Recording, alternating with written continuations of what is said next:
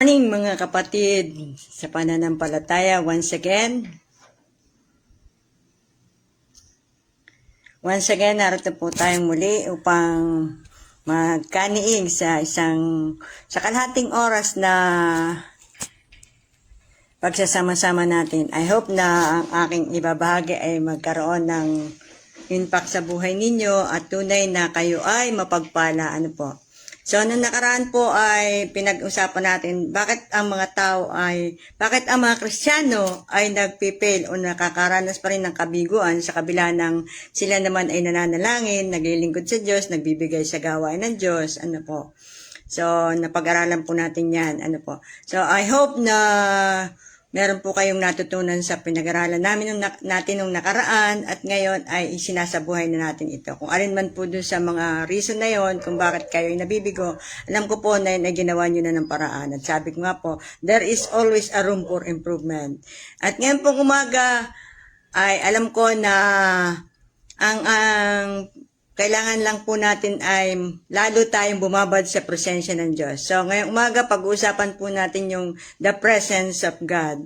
Buklatin po natin sa aklat po ng Awit 139, 7-8, ay sinasabi po doon, English po itong Bible ko, kaya po babasahin ko sa English. Where can I go from your spirit? Where can I flee from your presence? If I go up to the heaven, you are there. If I make my bed in the depths, you are there. So, saan nga ba pwedeng magtago? Saan nga ba pwedeng matagpuan ng Panginoon? Kahit na yung kadakilaan ng Panginoon nating Diyos.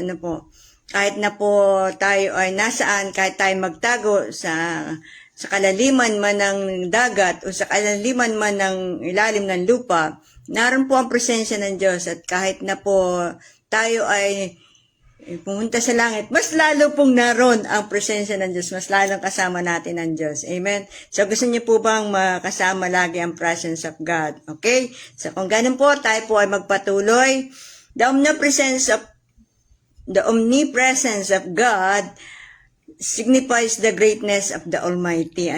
So, ito po ay nagpapatunay ng kadakilaan ng ating makapangyarihang Diyos. This is a revelation of our faith that life is everywhere at all times, na ang buhay po ay nasa lahat, na tayo po ay buhay sa lahat ng panahon, sa lahat ng oras, dahil kasama natin ang Diyos. These beliefs stems from what the Bible say as well as what we observe. Ito pong mga paniniwala natin ito ay nakatala sa Biblia, at naobserbahan natin araw-araw sa ating kapaligiran. The creation in this world testify that God's glory covers the whole universe. Pagka po ako ay nananalangin sa umaga, lalabas po ako dun sa aming munting halamanan at ako po'y natutuwa, nakita ko yung kadakilaan ng Panginoon sa kanyang lahat ng nilikha.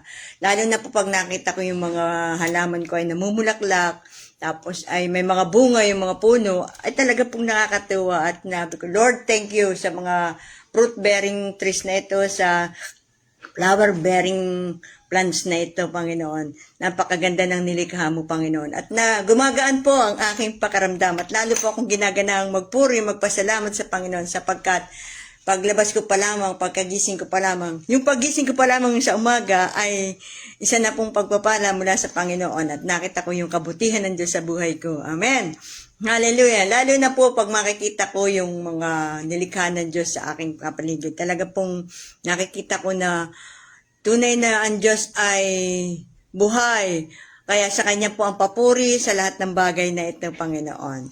At yun po, dahil nararamdaman ko na po kaagad ang presensya ng Diyos, doon pa lamang sa Kanyang mga nilikha sa hangin na aking hinihinga ngayon, nararamdaman ko po na ang Diyos po ay buhay na buhay sa buhay ko. Amen. So, the living and manifest presence of God. Yan. Sabi din sa Psalm 16:11, I have set the Lord always before me, because He is at my right hand, I will not be shaken. Hindi po ako ma-shake o hindi po ako mayayanig kahit na po dumating ang anumang mga pagsubok sapagkat alam ko ang Panginoon Diyos ay kasama ko ngayon. Sabi pa doon ay, you have made known to me path of life. You will fill me with joy in your presence, with eternal pleasures at your right hand. Ano po? So, lagi daw po niya tayong pupunuin ng kasiglahan ng kagalakan ng ating puso sa kanyang presensya. Ano? At totoo po yun, habang patuloy natin na nadarama ang presensya ng Diyos, meron po tayong kapayapaan, meron po tayong kagalakan sa ating puso. Ano? No matter what happens sa ating mga kapaligiran, ano po, pumutok ang bulkan sa Batangas, nagkaroon ng earthquake sa iba't ibang lugar, mayroong laging nakapost na mga pagdating ng the big one, ano po, lagi pong naroon ang pananakot ng ano, pero hindi po tayo nasishake doon sa mga ganung bagay sa Dapagkat ang presensya ng Diyos ay mas malakas sa ating buhay. Amen po ba? Amen. Hallelujah. Praise the Lord. Hallelujah. Okay, so the Bible cites many instances when God revealed Himself to His people. Ano po? To mention a few, God made known His living presence to Adam and Eve, buhat pa po nung sila likain, kay Abraham, kay Moises, sa mga Israelita, sa mga propeta, at kahit ngayong the day of the Pentecost, kahit po doon sa Acts 1:2, and on the conversion, lalo na po doon sa conversion ni Paul na naging apostol, Pablo, to name, the Bible from the beginning, ang Biblia po mula pa sa pasimula ay nagpapatotoo o nagde-declare na we have a living God in the midst of His people. Ano? Na meron pong Diyos sa atin na lagi nating kasama. Ano po? If we remove all the books in the Bible that tells about God meeting with the people, ang matitira na lang po sa mga librong yun ay Proverbs and Philemon. And kapag nawala po yung mga bahagi na yun ng Biblia, ng books of Bible o aklat ng Biblia, ay wala na pong magpapatunay na ang Diyos po ay nabuhay, ay buhay at buhay na buhay sa panahon natin ngayon. Hallelujah. Praise God. Okay, tuloy po tayo. Hallelujah. Thank you, Jesus. Continue po tayo. Yes, continue po tayo. Tuloy po tayo. Medyo may tumawag lang po kanina. Ano po? Agap. Okay. Sabi po doon, the experience of real presence of God is central to having a gratitude or a genuine faith with God. Ano po?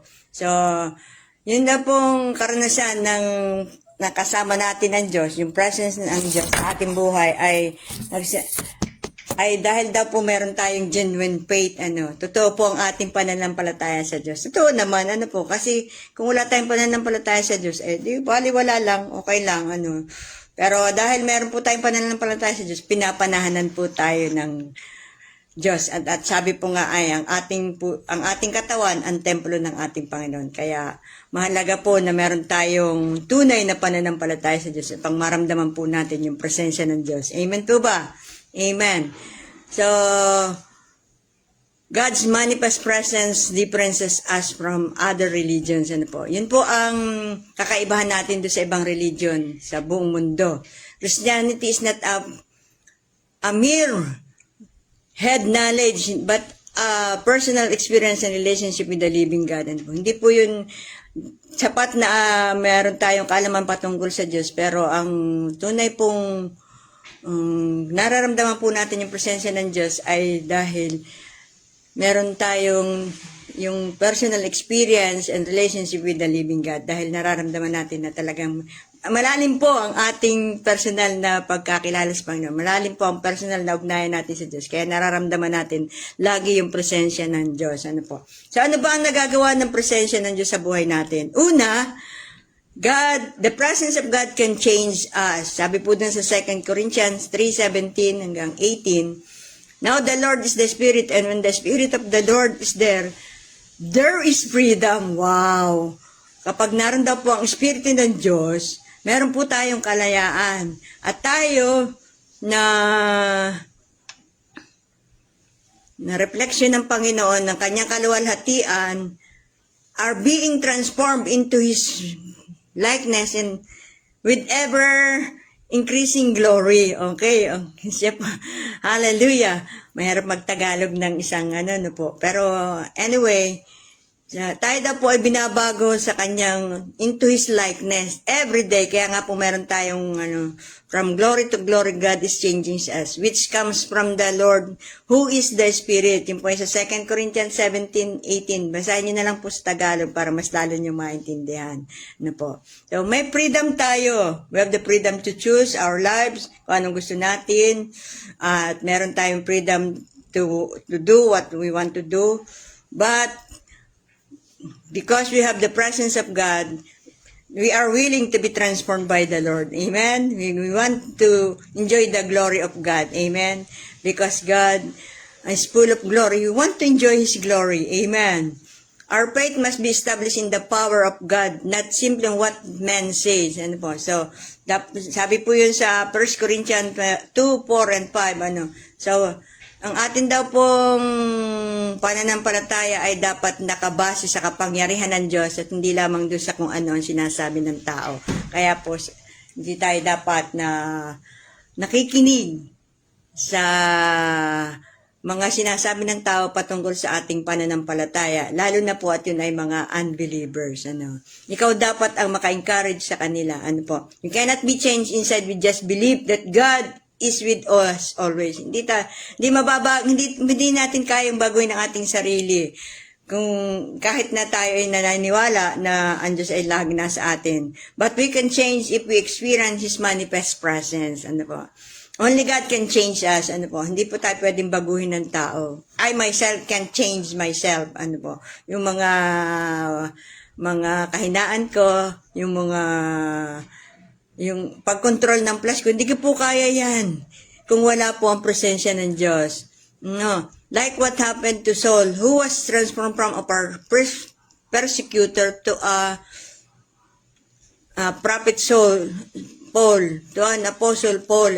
Sa Acts 9:3, mababasa po natin ang kwento ni Saul, kung paano po siya tinagpo ng Panginoon, paano siya binago. Instantly, At marami nga po nagtataka sa kanya, nakakakita sa kanya, nakakakilala sa kanya, ay hindi makapaniwala na siya ay nagkaroon ng instant change, instant transformation from the Lord. Ganyan po pag nararamdaman natin ang presence ni Lord. Nagkakaroon po ng pagbabago mula po sa loob at nagmamanifest po yun sa ating outside personality. Amen. Hallelujah. Oh, thank you, Lord. Salamat po, Panginoon, sa patuloy yung pagbabago sa aming buhay araw-araw, O God. Salamat, Lord, na lagi kaming tinutuwid, Panginoon, dahil kami nga po ay iyong anak at pinananahanan ng iyong banal na Espiritu. Thank you, Father God. What else? The presence of God can draw the attention of people still in darkness. Sabi po dito sa Isaiah 61 hanggang 4a, ang sabi po, basahin ko lang po sa English po kasi Arise, shine, for your light has come, and the glory of the Lord rises upon you. See, darkness covered his earth, and darkness over the people. But the Lord rises upon you, and his glory appears over you. Nations will come to your light, and kings to the brightness of your dawn. Lift up your eyes and look about you. All assembled and came to you. Your sons came from afar, and your daughters are carried on the arm. Wow, praise God. Hallelujah. Sa Isaiah 61 hanggang 4a po yun. Hallelujah. Ano po sinasabi? Our wisdom and ability cannot bring a sinner to Christ. Yung ating pong kakayahan, yung ating karunungan, only Christ Himself can do this. Naranasan ko po yan. Sabi ko nga, gusto kong bumait pero di ko magawa. May kanta po nun, di ko ba? Pakikanta nga, Sister Adelina. Gusto kong bumait pero di ko magawa. But the presence of God in our lives catches attention of unsaved people. Wherever we go, we bring them with us the light of God's living presence. So, kaya kahit saan nga tayo pumunta, nakikita sa atin yung kaluwalhatian, yung kaliwanagan ng Diyos sa ating buhay. Because nasa atin po yung presensya ng Diyos. Amen. What else? Number 3, the presence of God can bring miracles. Hallelujah. God gave you His Spirit and work miracles among you. Sa Galatians 3:5 po. If we are filled with God's presence, miraculous things can happen. Sabi po dun sa Acts 6:8. Inyo na lang pong i-take note ang mga nito sa kanya po basahin. Hindi ko na po inilagay sa PowerPoint kasi po haba tayo. Peter's shadow can even heal the sick, Acts 5:15. The demonstration of miracles can only happen if we are constantly experiencing God. Ano po? Pag lagi po nating nararanasan or kasama ang Diyos, maraming mga instant miracles ang nagaganap at nangyayari at nagagawa natin kasi kasama natin ang Diyos. Many Christians are knowledgeable with God's Word but they don't have a deep, intimate relationship with God. So yun po, kailangan po ay mayroon tayong malalim na ugnayan sa Diyos. We must seek God's presence and His miracles will accompany us. Amen. Ano po, I remember, minsan po, kami po ni Pastora Prada ay magkalapit pa ang bahay noon. Meron po kami bahay na inaalihan ng masamang demonyo. Ay excited po kami dalawa. Yag-yag po kami, takbo kami doon, punta kami doon. Pero alam niyo po, sad to say na kami po ay tinalsik lang ng masamang espiritu. So, ang ginawa po namin dalawa, kumuha kami ng Bible, nagbasa kami, nanalangin kami, hiningi namin ng presence ng Lord, hiningi namin ng kapangyarihan ng Diyos, saka po kami bumalik doon. At alam niyo po, siya po ay na-release from the bondage of bandage ng pagka-possess ng demons. Napakalaking lalaki. Po, binata po siya noon. Ngayon po ay meron na siyang asawa at maganda na po ang kanilang buhay ngayon. Hallelujah. So, there is the demonstration of miracle only happen if we are constantly experiencing God. So, wag po tayo basta-basta susugod sa isang labanan na hindi tayo handa. Hanapin natin lagi ang kalooban ng Diyos, ang kapangyarihan ng Diyos. Amen? Hallelujah. Okay, pag-usapan pa rin po natin ito na kailangan po natin laging, the living presence of God must be constantly sought after. Or lagi po nating nasain na tayo ay pagharian ng Diyos. So, ang presensya ng Diyos ay laging sumaatin. Sa Isaiah 55:6, sabi doon, seek the Lord while He may be found. Call on Him while He is near. Habang pwede pa po natin siya matagpuan, o pwede pa niya tayong tagpuin, ay hanapin na po natin siya at habang siya ay malapit pa. No? Hayaan po nating maging malapit na malapit tayo sa Panginoon. Amen? Hallelujah. Sabi pa po dun sa 1 Chronicles 16:11, look to the Lord and His strength in His face always. Lagi daw po tayong tumingin sa Panginoon at sa kanyang kapangyarihan. Hanapin natin ang kanyang mukha, hanapin natin siya na mukhaan. Sabi po, if we want to experience God's presence, gusto po nating ma-experience, we may need to seek Him. Kailangan hanapin po natin siya, Although, nung una po, tayo ang tinag po ng Panginoon. Praise the Lord. Ako po iniligtas ng Diyos. Hallelujah. Nararanasan ko po ang kanyang kabutihan, ang kanyang presensya sa tuwin na Marami pong patotoo na gusto kong i-share sa inyo. Kami po nung mag-asawa ay nagka-COVID way back 2021. Yung kasagsagan po ng COVID. Kami po yung sabay na COVID. At doon po ay itong asawa ko ay kumbaga po ay hindi pa ganap na matatag ang loob na naniniwala na may magagawa ang Diyos. Pero nung pong pagkakataong yun, siya po ay lumuhod at sinabi niya, Lord, ito pa nga po ang kanyang prayer Lord, naglilingkod naman sa yung asawa ko Pagalingin mo naman po kami, ba't di mo kami pinagagalingan po? We stayed there for almost a month, Kaya, sa desperation po nung asawa ko, yun po kanyang nagpanalangin. Sinaway ko siya, sabi ko, hindi ganun ang panalangin kay Lord. Let your will be done, Lord. At alam niyo po, bago po dumating we are there, October 7, bago po dumating yung eksaktong isang buwan namin, kami po ay nakalabas na sa ospital. And we are really healed by the Lord. At ang ginawa lang po namin ay kami po is laging magkasabay na lumulod sa Panginoon. We sought to His presence. And po, hingi po namin ng kanyang presensya. And God is so good to us. God is running after us. He is a good Father. And He healed us thoroughly. Amen. Thank you, Jesus. Hallelujah. Ako po ay pag naalala ko po ang kabutihan ng Panginoon, hindi ko po mapigilan ang sarili ko. This is a tears of joy na hindi ko po makontain ang kanyang kabutihan sa aming buhay.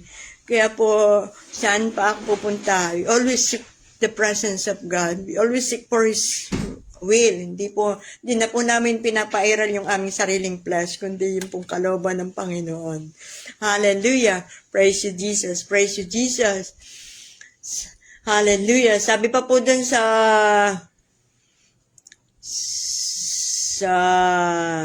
Psalms 42:1, just like the deer is thirstily panting towards the cool river to drink. Ano po, lagi po kaming nauuhaw sa presensya ng Panginoon. We too must come to Him for the living water of the Spirit. Sabi po ni John sa John 7:37-39. Po, lagi po tayong bumabad sa presensya. Lagi nating hanapin yung tubig ng buhay na nakakatighaw ng ating mga pangungulila, ng ating depression, ng ating stress, ng ating mga problema. Kahit na po problema, hindi na po namin iisip yan. Kaya po, kahit na po, sabi ko nga po sa mga kapatiran namin sa church, alam niyo, sabi nila ako daw ay parang walang problema, magandang katawan, mataba naman, kahit na po nagkakasakit minsan-minsan. Pero sabi ko, alam niyo po ba, lagi po akong bumababad sa Panginoon. At ang problema ay tinatawanan ko lang, iniuulam ko nga po sa kanin kaya ako ito, ang lusog-lusog ko ngayon. At ang ganda, ano po ba? Wala pong kukontra, ako lang po yun. Ano po, to God be the glory. Amen. Ganyan po ang ginagawa ng Diyos sa buhay namin habang siya po ay nasa aming presensya. Amen. Sabi pa po dun sa 1 Corinthians, Sunday is not only the time to be close to Him, but every day and every moment, we can earnestly seek His presence so we can clothe with His glory and power. Para daw po tayo ay madamitan ng Kanyang kaluwalhatian at ng Kanyang kapangyarihan. Lagi po nating isik earnestly ang Kanyang presensya. Ano po? So, dito po ako magtatapos sa dalawang tanong na ito. What is the basis of your faith? Intellectual thoughts about God or your personal experience with Him? Pag-isipan niyo po yan, kapatid. Why do we need a personal encounter with God? Bakit kailangan natin ng merong personal na encounter with the Lord? Bakit nga ba? Meron po ako ilang mga sinabing dahilan kung anong nagagawa ng presence of God at kung ano ang nagagawa. God is our life. Ano po, ito na po ang buhay namin. Kaya po sabi ko kay Lord, as for me and my household, we will serve the Lord. Ano po. At praise the Lord, lahat po ng aking pamilya ay nasa Panginoon. Na mula po sa pinakatatay, pinakalolo, lola, hanggang sa tatay, hanggang sa pinakabunsong apo ko ngayon ay naglilingkod sa Panginoon. Glory to God. Hallelujah. Praise, yun po pinakamagandang gift na natanggap ko sa Panginoon. Ano po. Praise the Lord, yung magkaroon ako ng pamilya. At meron pa po akong pinapanalangin sa Panginoon. At yun po ay kaugnay ng ating M33. Yun pong ang aking ibang kamag-anak ay maligtas. Ano po. At nakapag-church plan po ako sa kanilang mga lugar kung saan man sila naroroon. Ano po. Kaya nga po, sabi ko, Lord, hanggat kaya ko po, hanggat ako'y malakas, I will serve you, Lord, kasama po ang aking buong pamilya. And thanks God, hallelujah, na binibigyan niya kami ng pagkakataon na mabuhay na malusog, malakas, at masaya. Praise God. To God be the glory. Magandang umaga po at pagpalain po tayo ng Diyos. Tayo pong lahat ay manalangin. Hallelujah. Panginoon, lagi po naming hinais na makapiling mo. Ayaw po naming mawala sa presensya mo, Panginoon. Kaya po, O God, kung paano ka nananatili sa aming Panginoon, paano mo kami palaging inaalalayan, Panginoon, paano mo kami laging minamahal at kinikare, Panginoon. Ganun din, Lord. Tulungan mo ang aking mga kapatid, O Lord, na laging lumuhod sa iyong harapan at laging hanapin ang iyong kalooban, Panginoon.